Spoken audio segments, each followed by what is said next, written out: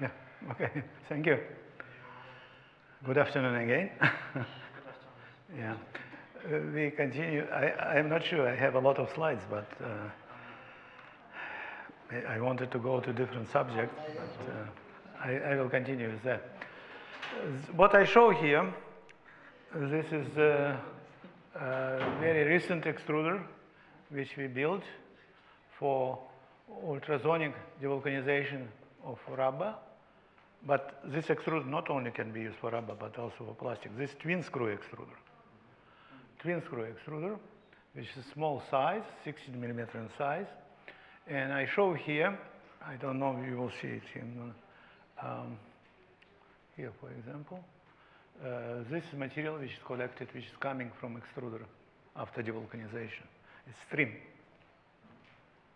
Stream, you can see. It's here. This is what's coming out of extrudate. And from this extrudate, you can mold it, make it into sheets, and after that you can revulcanize it. Putting curative, you can revulcanize it. So this twin screw extruder, which has special zone, right somewhere here, where you have ultrasound installed in the barrel of twin screw extruder and arranged such a way that material flow on the surface of ultrasound. But this ultrasound generates 40 kilohertz because it's tiny. Depending on size, on frequency, it can be large machine or small machine. But of course, 40 kilohertz machine, they don't have high energy yet, while 20 kilohertz can have energy as high as 6 kilowatt for each machine. Okay, but this only 800 watts, 0.8 kilowatt machine. So you feed particle of rubber here. It's a twin screw extruder during rotation. This co-rotating twin screw extruder pass material through underneath of ultrasonic here, and this zone specifically made such that material only pass under horn. So, and when coming exiting die, it's come material like that. This initial size was 40 mesh.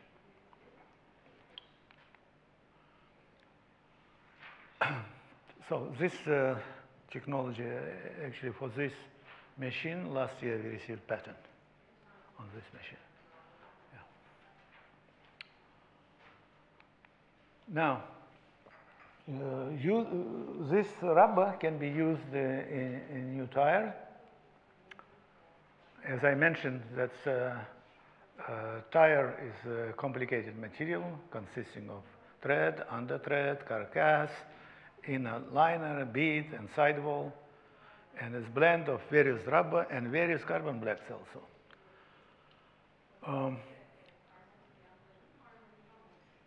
Many factors should be considered during this process, and powder can be used as filler for rubber, and also devulcanized material can be used blended with virgin rubber. And this market consumed 1.4 million tons of scrap tire rubber in 2009. Now there was in news that particulate rubber from tires used in Ford Windstars, and small amount, 3% maybe, something like that.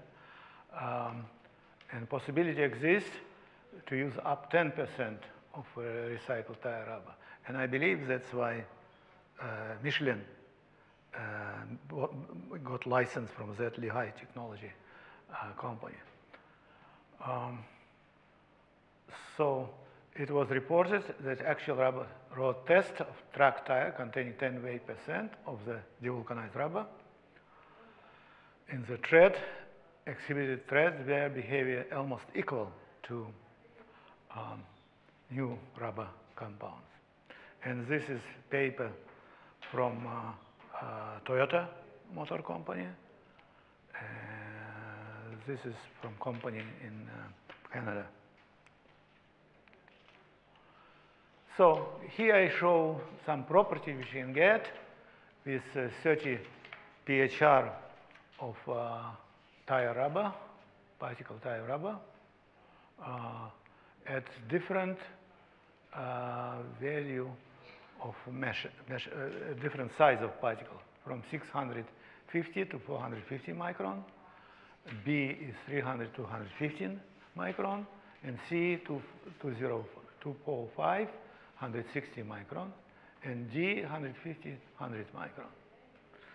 And this data for tensile strength, elongation break, and tear strength, and amount of Zoll in this rubber. And data presented for virgin in comparison with large particles. You can see they are completely different. 14 megapascal, again 2.2. Elongation from 1200 to 430. So you reduce particle size, strength increases, elongation increases. You reduce further, increases, elongation increases, and tear strength increases. And at small particle size, again, strength increases, elongation increases. So with each of these, you can see also amount of percent of Zoll is increases from, for virgin, 2.5, it's went to 6, because its surface devulcanization takes place. For that reason, you have this effect, larger amount of gel, larger amount of Zoll. Okay, but after aging, property of course reduces, as you can see here. Yeah, and this shows the percentage of reduction of increase of Zoll fraction after aging. After aging. Aging done 100 degrees C for 36 hours.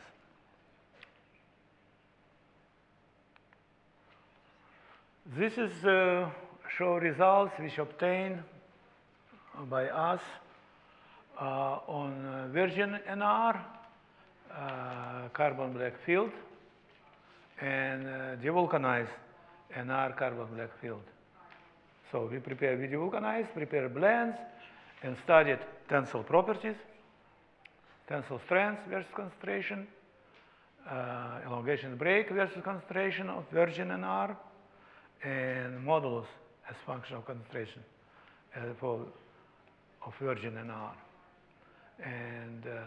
And recipe used as indicated here. So 2 PHR sulfur, 1 PHR accelerator, zinc oxide 5 PHR, and 1 PHR stearic acid. And what you can see here, from here, that for virgin you will get about 32 megapascal strength, while when you devulcanize it without and does not contain any virgin material, you get about 17 megapascal strength. So you clearly strength is reduced after devulcanization, and also elongation reduced after devulcanization. So, and modulus, some changes take place, but not significant changes as other properties. But here what we compare, curve 1 is blend of devulcanized natural rubber and virgin NR, this curve. As concentration of virgin NR increases, you can see you go to 75%, that means 75% of virgin natural rubber and 25% of devulcanized rubber. You can see property getting up quite significantly. Elongation and break also improve. Now, if you now blend this ground natural rubber and virgin NR, and the amount of curative you add based on virgin rubber only, you'll get this curve too. And blend of ground natural rubber and virgin rubber with amount of curative added only based on total rubber contents, you obtain this curve. Okay? Behavior is different depending on how we curing, amount of curative you put in the rubber. This is one interesting case I found. This is paper from Ukraine, published in Polymer Science Russian magazine, scientific journal, series A. And what they did, they dynamically vulcanized thermoplastic elastomer based on recycled HDPE, recycled EPDM, and tire rubber in this proportion, 40, 25, 35, and use single screw extruder for mixing, and with this temperature profile at 40 RPM. And they pass several times, from 1 to 6 times they pass through extruder. And you can see progressively, as you repeat processing, strength goes up and elongation will go up. After that, only at 5 and 6, it's a drop. And you can see elongation is about 450% max you can get. Okay?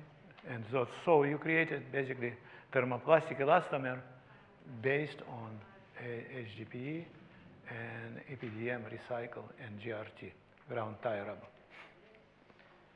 Teacher, I have a question. I would like to learn the main reason why the threading of the tires is related to big trucks or plain tire. Why not this kind of process cannot be applied for automobiles, standard automobiles? Is it related to security or? Related more safety. Related to more safety. Not many would like to. Also, besides that, they do it because truck tire mainly use in tread natural rubber, and much easier to do that than using synthetic rubber. Just for the security, right? Yeah, safety. But also the trucks is on the way, and if there's a problem or below of the tires, that kind of very big tons, the trucks can hit the other. That's correct. That's correct. But they would like to do this on bigger tires. But if we want, it can be done. Yeah. It's done actually. Actually, they selling in the United States tire. They tell you that's retreaded. For standard automobile. Yeah, but I don't buy them. Me too. Yeah. But some people, instead of paying $100, if you pay $40, you know. But it doesn't mean you're getting risk, because there are a lot of liability on company who makes this retreading. Okay, you cannot escape. Just recently, for example, tire blown up. Remember Firestone tire blowing up, Bridgestone. So they were sued and lost. And Goodyear in Texas, where hot weather, tire blown up, guy paralyzed, died, whatever. They sue company. Yeah, it's dangerous. And it's also you have to be responsible. Directly related with the speed of the car. For example, a huge tractor or these vehicles. Yeah, also speed of the car. Yes, smaller tires, more rotation than in truck tire. Plane, when we compare the speed. What is that? The plane, aircraft. Yeah, plane also. Plane because of natural rubber. Again, in aerospace tires, plane tire, tire in plane, they threads from natural rubber. No, my friend says that the standard automobile cars is faster than trucks, but when it's taking off or landing, the plane is faster than all of them. Yeah, 150, and you can see the biggest risk 150, is related to- 160 miles per hour they touch. Yeah, so I think if this kind of process can be suitable for airplane or aircraft, Can be done. Everything. It can be done. No, I told you that's in the US they sell it. They tell you this retreaded tires. They cannot, you know, when they sell the tires, they will tell you exactly. You cannot hide it. No. Any other questions? No. So I think let us. I want to go this subject because too much. We also worked in the area of making thermoplastic elastomers using thermoplastic vulcanizers. We use polypropylene, virgin polypropylene, and we use waste EPDM. EPDM actually was given to us by the high technology company which I told you, micronized rubber. They give, and this described in this paper. So we used the waste EPDM. This is the grade MD184 EPDM, and polypropylene, metallocene based polypropylene from Akron. And this is rubber particles in this range, 100 to 150 micron. Of course, clearly, if you have particles larger than micron size, you should not get good property. Because it's established in literature on thermoplastic vulcanizers. When you go to sizes above 10, 20 micron, okay, you get failure of material. But here we start with particle size 100, 150 micron. What we do, we devulcanize it using this twin screw extruder, ultrasonic extruder. And we use several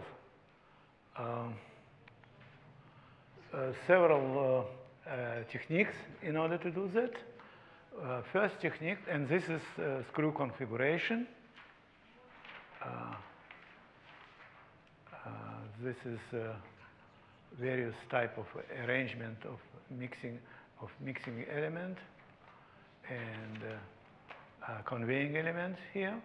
Okay, and this is where ultrasonic zone located. Okay, and we use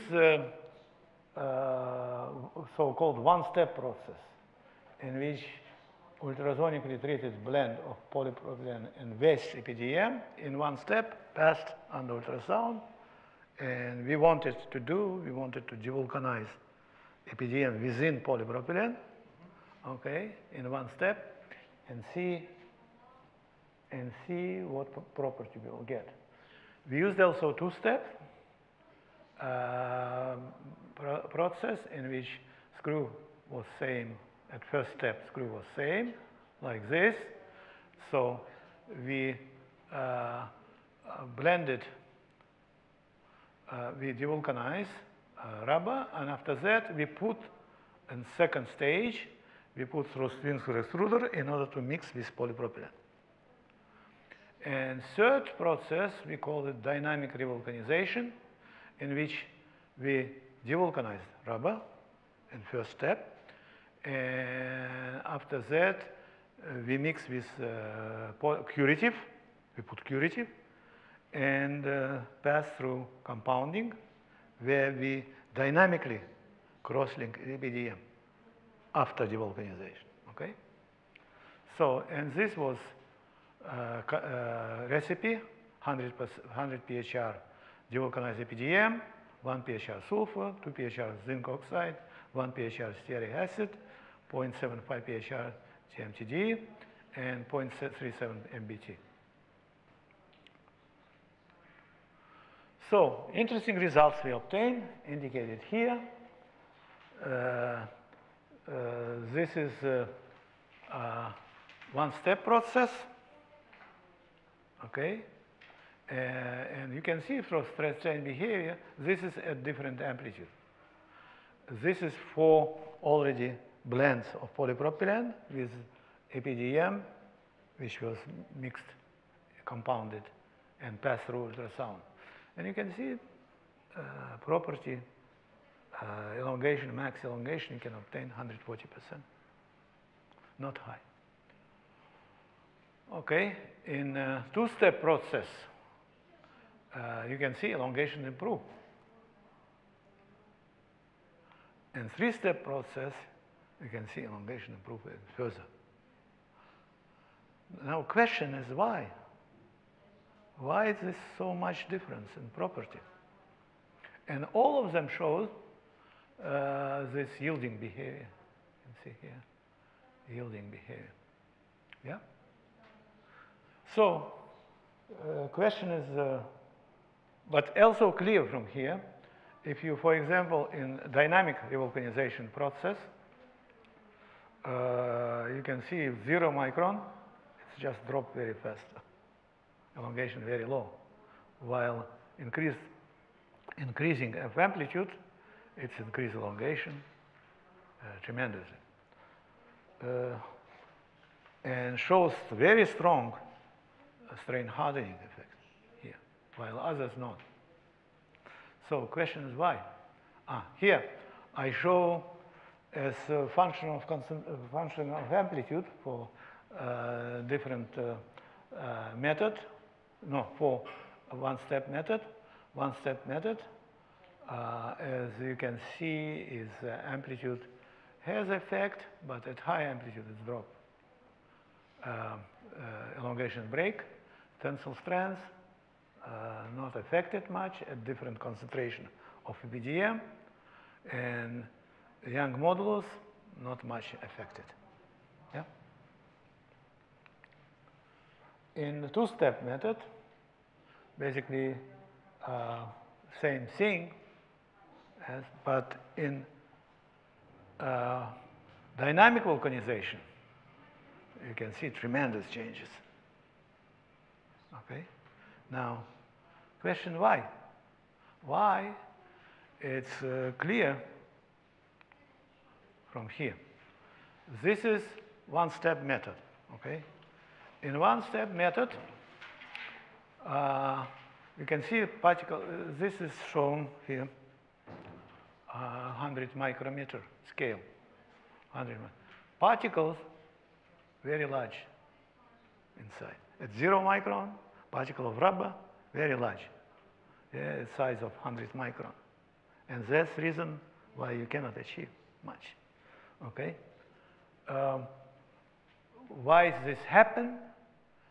Because most likely, even devulcanization takes place inside of polypropylene one-step process, but they reagglomerate. Okay, particle reagglomerate. Now, if you look at two-step method, clearly better results, but again, that's 100 micron, particle very large, because even you decross-link material, okay, in this case, agglomeration takes place, coalescence of particles take place, because we devulcanize it, they connect to each other, okay, and you get large particle sizes.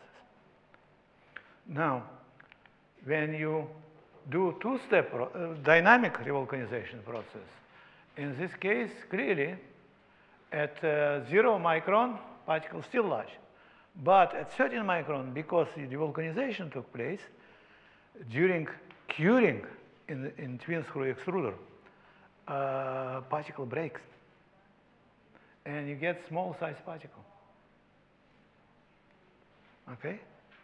Small size particle. You really obtain this TPV, thermoplastic vulcanizate in this case. That's explaining you why we're getting good property in case dynamic revulcanization process. Yeah? And this shows number of EPDM particles at a different number of EPDM particles at different methods. at 0 micron and 13 micron. Okay? So particle below 10 micron, particle between 10 and 50 micron, and particle between 50 and 100 micron, and particle larger than 100 micron. And clearly you can see in this particles which is 10-50 micron, they have high concentration. Okay? But still high amount of this larger than 100 micron. Now, when you use 13 micron amplitude, again, you get less than 100 micron particle, large amount, and large amount of 10-50 micron particle, and smaller amount of larger particle. But what is interesting here, okay, at 13 micron, you can see that very large amounts of small particles. And particle of larger than 100 micron non-existent. Interesting. And that's clearly indicate why you get good elongation and good mechanical strength. So, using this process, you can prepare this type of elastomers. Okay. Any questions so far? I'm not going to talk about that subject anymore, the organization, whatever. If any questions there, I would like to move to a new subject, which I think very, very important. Oh, yeah? No questions? Okay.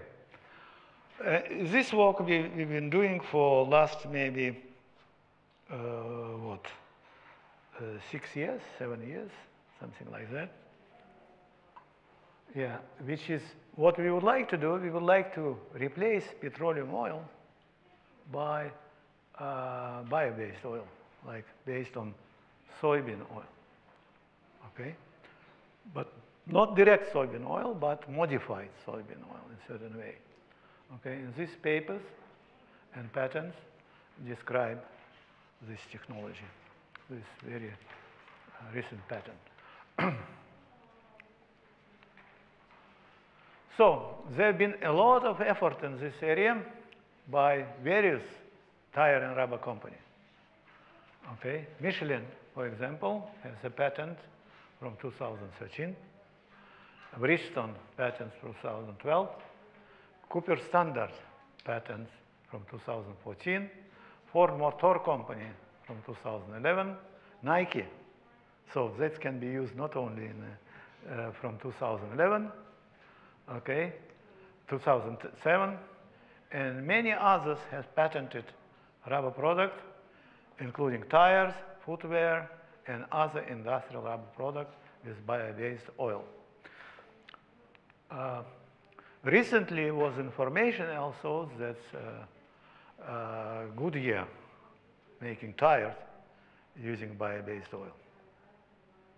Okay, which is good development. Now, what is petroleum oil? Petroleum oil which is used in tire as processing aid, in rubber as processing aid, aromatic oil, naphthenic oil, and paraffinic oil. Aromatic oil right now forbidden. Even this best oil which you can use for rubbers is aromatic oil. It's very compatible with rubber. Why? Because they found out it's cancerogenic. Yeah, you don't want to get, as a young man or a young lady, cancer, right? So they forbidden. Naphthenic oil better with lower aromaticity, and paraffinic oil. But what we're going to do comparison here between this oil which we modified with naphthenic oil. Comparison, and here shown paraffinic oil has 60-75% paraffin,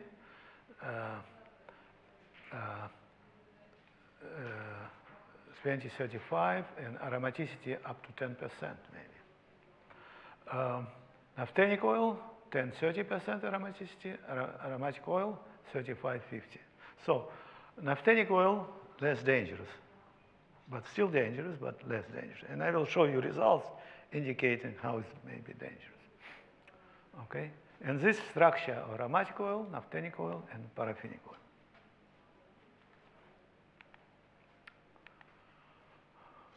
Yeah, this is structure of modified soybean oil.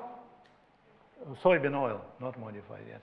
Soybean oil, and a lot of double bonds into them. And what we did, we used the dicyclopentadiene, called DC-PD, such that it will react with norbornene to create modified soybean oil. We'll call MSO or NSO normalized. Okay? And we normalized to the level 5% to and 11%. We went even higher to the level higher than that. But we found out that this level of normalization is provide best property if you consider in combination of all properties of material.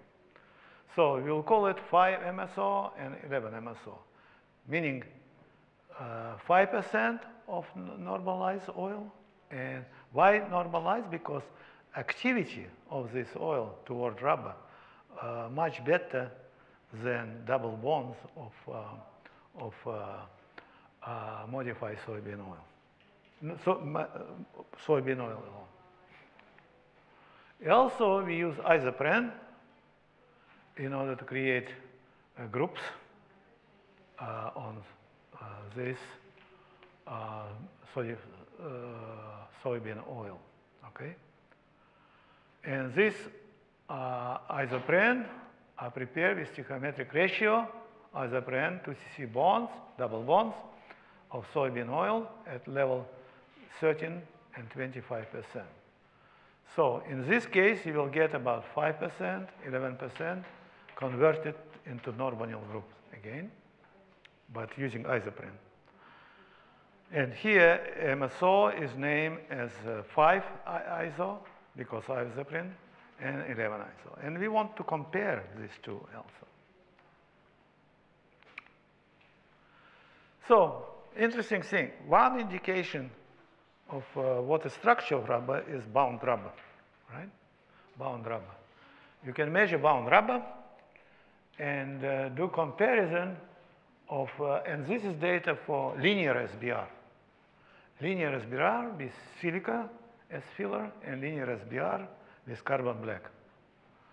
And you can see immediately here that SBR containing naphthenic oil, yeah, it has bound rubber content about between 20-25%, right?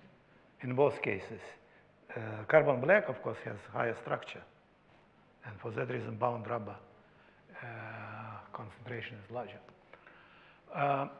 When you put, instead of naphthenic oil, same amount of bio-based oil without modification, you get, in case of carbon black, it's increased bound rubber. In case of silica, it's decreased. You now modify these oils and again same level about bound rubber, 5% and 5% modified, and about same as original oil. 11% it's reduced, and here about same. So no change for silica, and changes take place, increase and decrease for carbon black.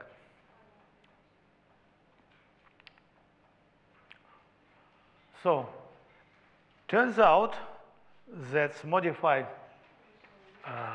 oil react with silane on silica. Okay, if this is silica and this silane layer, chain can go on silane, or SO may attach to that by itself. So SO or MSO can be attached also. Okay, and that's what happened with silica. Why there is reduction. Okay. Now we plotted here relative crosslink density as function of modification. As I mentioned,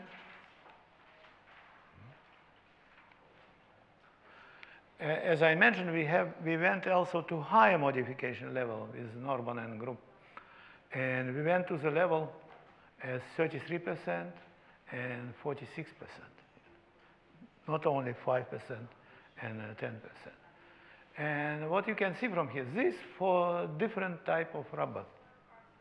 Okay, we plotted this unique curve here. Say this is tin coupled SBR and here linear SBR. Okay, tin coupled SBR is branch SBR. Okay, branch SBR. Majority of new tires now made, especially when they went to silica. Okay, these tires made out of silica and tin coupled SBR, not linear SBR, new tires, because much better results you get with respect to rolling resistance. Okay, that's why they moved away from linear SBR to tin coupled SBR, and all the company now during last maybe 20 years they shifted away to that. So what we see from here, from this graph, we see that type of filler, amount of sulfur, has little effect on change of relative crosslinking density of tin coupled SBR. You see, all data here lie on same curve, in this feet of this curve. Okay? It does not affect type of filler on this. CB field, linear SBR, which contain 15 PHR of oil, show different behavior due to lower oil level. This is data here for linear SBR. Okay, and CB field chloropren rubber exhibit less decrease in crosslink density. Oil reacts with sulfur, which is copolarized, or with chloropren monomer. So that's data like chloropren is here. Okay. Now, different reaction mechanisms result in different behavior of change in crosslink density. Butyl rubber containing 5% modified oil exhibit similar changes as tin coupled SBR with the same modification level of oil, and show less changes in the 11% of modification. Now, what's happening with, in this case, with when you put bio-based oil? What's happened with the glass transition temperature? Here clearly seen, which is beneficial, actually. SBR, naphthenic oil, minus 44 degrees, glass transition, and on vulcanized, on compound, and on vulcanized, minus 41 degrees. Of course, vulcanization gives rise of glass transition. So SBR, unmodified oil, minus 49 degrees, minus 45 degrees for volcanism. Now, 5% modified, minus 47, minus 43. SBR, 11% modification, minus 46, minus 43. SBR, when you put more amount of sulfur, 3 PHR of sulfur. In this case, minus 44, naphthenic oil, minus 44, minus 40. And 5% modification with 3 parts of sulfur, because we wanted to achieve higher Curie level, minus 47, minus 42. And SBR 11% modification with 3 PHR of sulfur cure, minus 46, minus 40.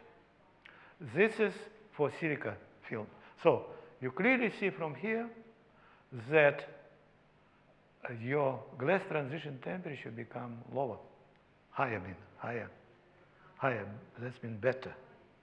Rubber can serve at much lower temperature. Okay, in these cases. Compare 44 and 49 or 47. Now, if you put carbon black, similar effect you can see. Okay? So, conclusion from here, that SBR, soybean oil compounds and volcanic exhibit lowest GG. SBR, modified silicon oil, compound volcanic, all exhibit lower TG compared to SBR and O. Silica field SBR compounds show higher glass transition temperature compared with CV field. And silica field SBR volcanization show lower glass transition temperature compared with carbon black field. Now, this is what's interesting. So we did this TGA on material, and that's what we found. If you put, we take SBR, silica, and this is correct for any rubber we study, okay? This is, I believe, this data for linear SBR, but in tin couple SBR, we received same result, similar result. So if you put naphthenic oil, SBR is silica now, okay? So it's behave as indicated here. This is, you can see temperature when its material take off, you lose oil at 100 something, maybe 10 degrees, you start to lose. What it does mean? That means in process, while doing process, you breathe it. So that goes into your body. Okay, it's not good. But if you take soybean oil, it is until 300. Nothing's happening. That means that's good. Okay? And that shows that bio-based oil modify have similar thermal stability, and they have much better thermal stability than SBR naphthenic oil compounds. And this is big plus for anybody who works in rubber industry. And that's why company moving toward bio-based oils now, tire rubber company, because of this issue. Curing, you can see a little bit complication here. Complication arise, that's due to the fact, if you compare, for example, say, let us take naphthenic oil based, okay? This is curve for naphthenic oil. Okay? When you put soybean oil, you can see curing less take place. And this deficiency of putting, that means you have to now modify your recipe in order to achieve same curing level of naphthenic oil. That's the efficiency of this use of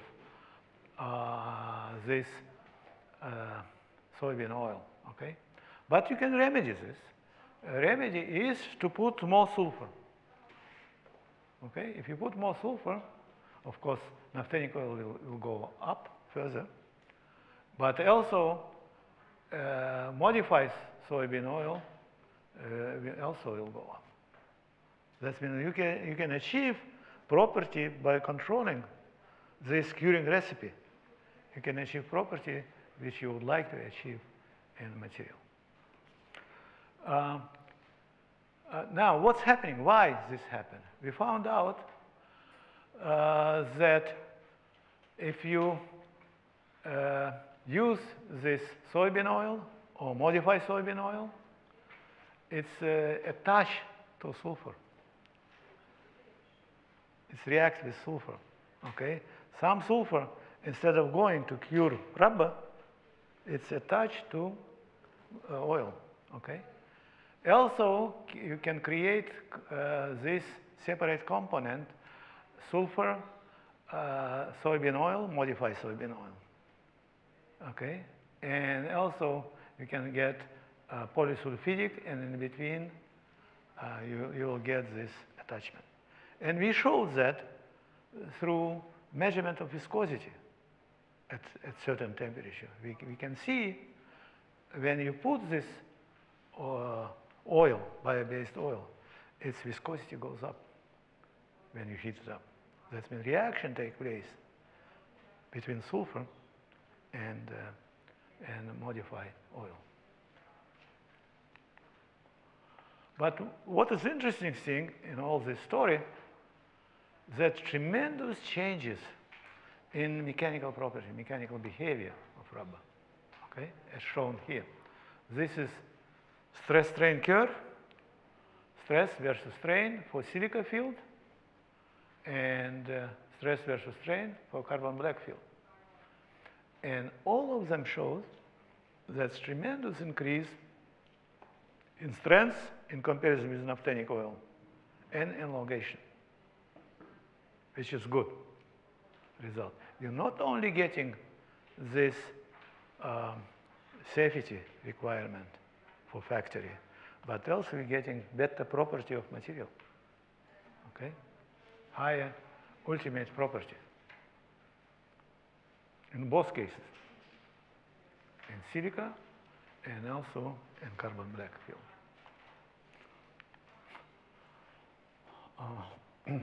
Now I compare here behavior of two different SBR, linear SBR with carbon black and tin coupled SBR with carbon black. Again, you can see from here in comparison with naphthenic oil, property improved, okay? Property improved tremendously.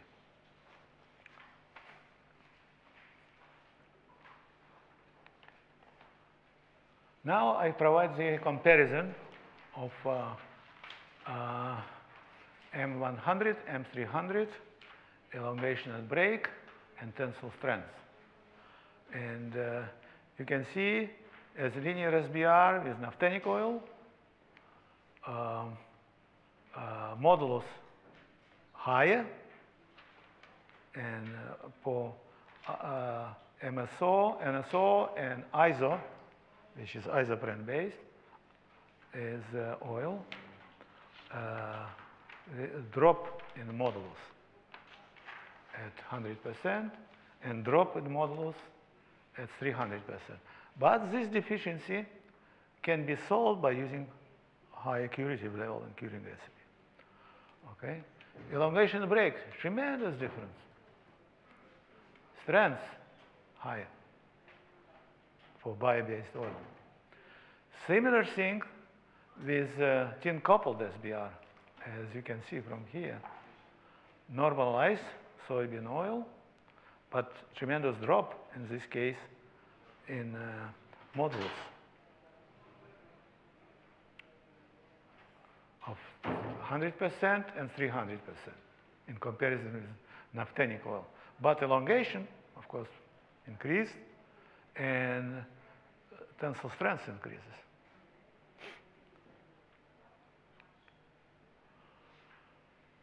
So what we wanted to see by doing this DMA study, to see what is behavior of material, because there have been paper published at earlier time that behavior of tan delta and modulus at certain temperature range provide you a predictor, predict how to entirely behave this material. Okay? And so you can see this tan delta results. We're not going through that. And E prime, E double prime, storage modulus and loss modulus. Loss Young modulus, loss storage Young modulus, and loss Young modulus. Okay? It's because it's an extension. It's obtained this result. And tan delta as function of temperature. We went to up to 80 degrees centigrade with this data. So we extracted from this data this so-called radar plot, which is used instead of testing tires. You can test material first, and after that make forecast how it will behave in tire. Okay. What is important in tire? In tires is important rolling resistance, wet traction, dry handling, dry traction, and snow traction. Okay? And let us see what's happening. In fact, and this was basic paper published in 1990 by Schuring and Futamura. They worked for Firestone Tire Rubber Company at that time. After that, Dr. Futamura moved from Firestone to Goodyear Tire Rubber Company. And not for record, I heard that he moved there because Bridgestone, when came, bought Firestone, now Bridgestone, America.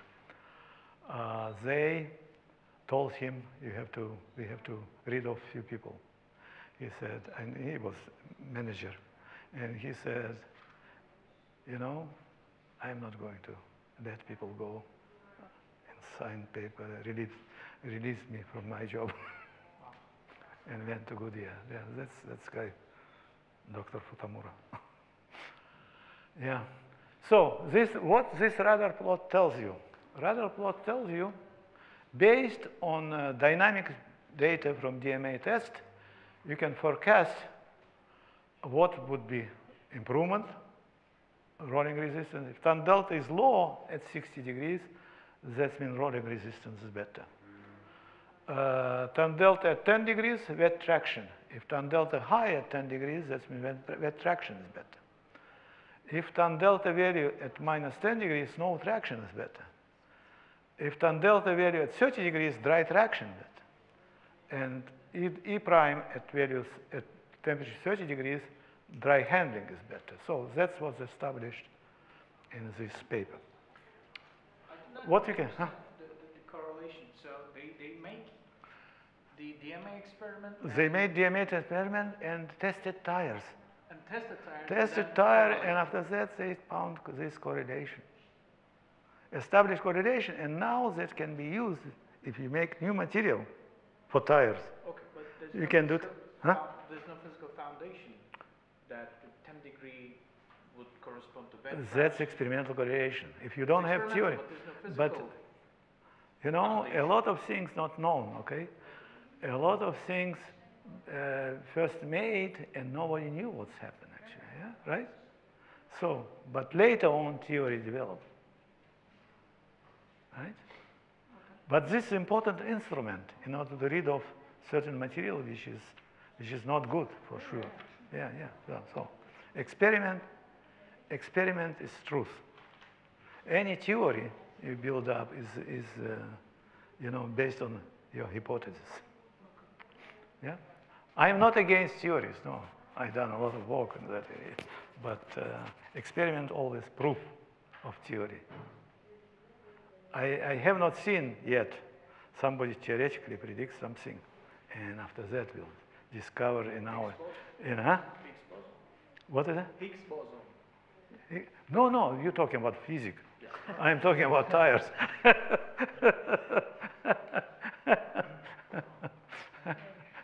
That's different. Very complicated stuff. Okay. So what this shows? This here we show naphthenic oil. Everything normalized with respect to naphthenic oil. So you can see from here clearly which material for what case is better for. But most important, three things in rubber in this triangle. It is rolling resistance and dry traction, yeah, and wet traction actually, because you want to stop car at certain time. You make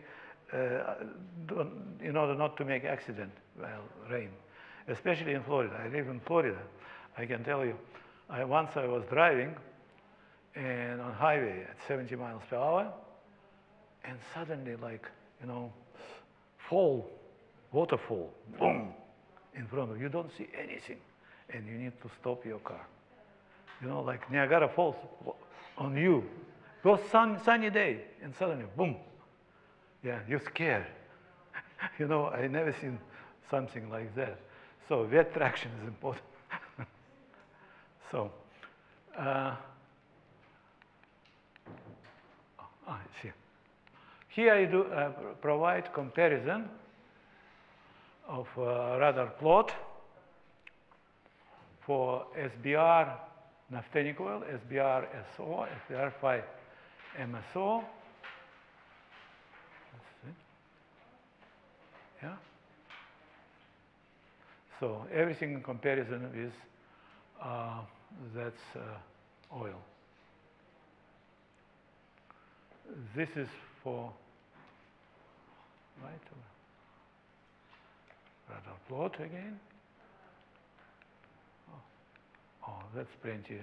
I want to talk more about wet traction and rolling resistance. Okay, that's too important. And third thing is triangle, is abrasion resistance.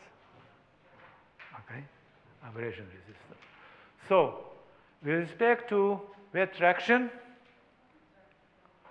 tan delta at 10 degrees, you can see from here, and this is silica field and carbon black field. Tan delta higher is better, right, for wet traction. So it's clearly this is SBR 10 MSO 3S, shows better wet traction in both cases, in silica field and carbon black field, in comparison with naphthenic oil. Yeah? You see clearly. What else you see here? For rolling resistance, lower is better. Tan delta lower at 60 degrees is better.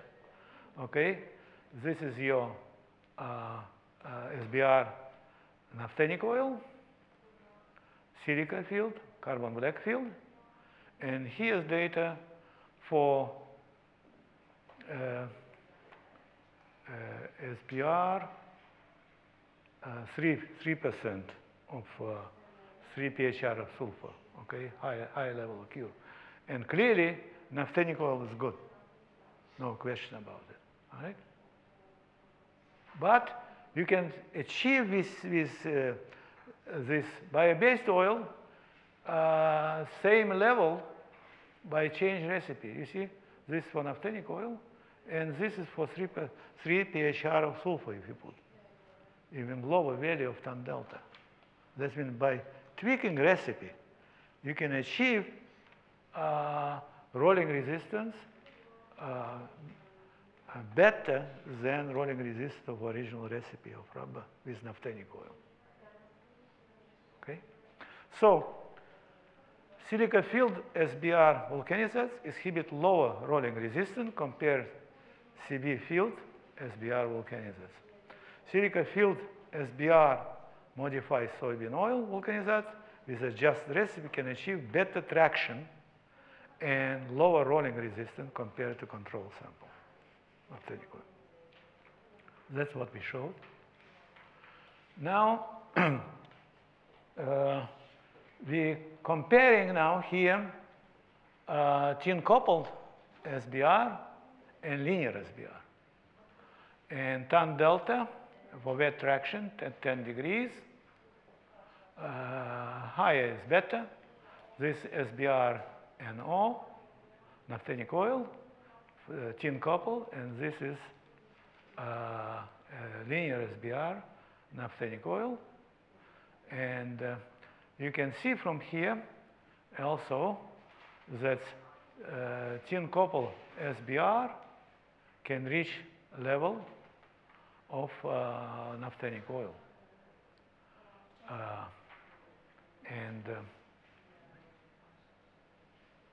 And linear SBR and tin coupled SBR. And here, rolling resistance. Rolling resistance, clearly, this is lower tan delta, that means better rolling resistance for naphthenic oil. But when you modify, put bio-based oil, it's increased. That means increase in rolling resistance, which is not good. But again, by adjusting recipe, we didn't have data for 3%, for 3 PHR of sulfur, that you can adjust to that level.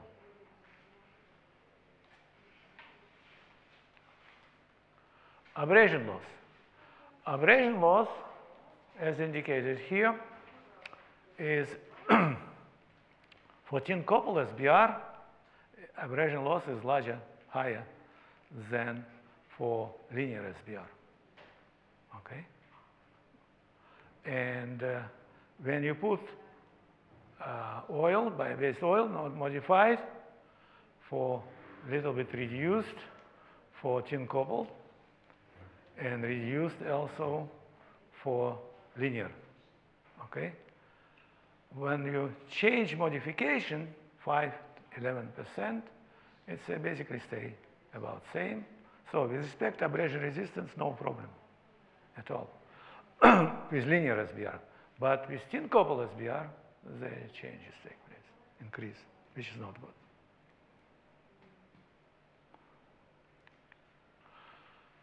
So what we showed here, that we can make modified soybean oil. First of all, it can be environmentally friendly and reactive rubber plasticizer. Both silica and carbon black filled SBR, modified soybean oil, have better thermal stability and lower glass transition temperature than SBR naphthenic oil. It also shows increased elongation and break in tensile strength than SBR naphthenic oil and SBR soybean oil. Silica-filled SBR vulcanizers exhibit better wet traction performance and lower rolling resistance than CB-filled SBR vulcanizer. After adjusting recipe, silica-filled SBR MSO vulcanizers show improved wet traction, lower resistance, rolling resistance, and better abrasion resistance simultaneously compared to silica-filled SBR naphthenic oil vulcanizer. Addition of modified soybean oil to SBR has promising possibility to replace petroleum extended oils in tires and rubber products, improving safety in production. So, one lesson from here, it's very important to find out here that soybean oil, bio-based oil, which is renewable, can be used in tires and rubber products and improves environment safety in rubber factory. And that's important. Yeah.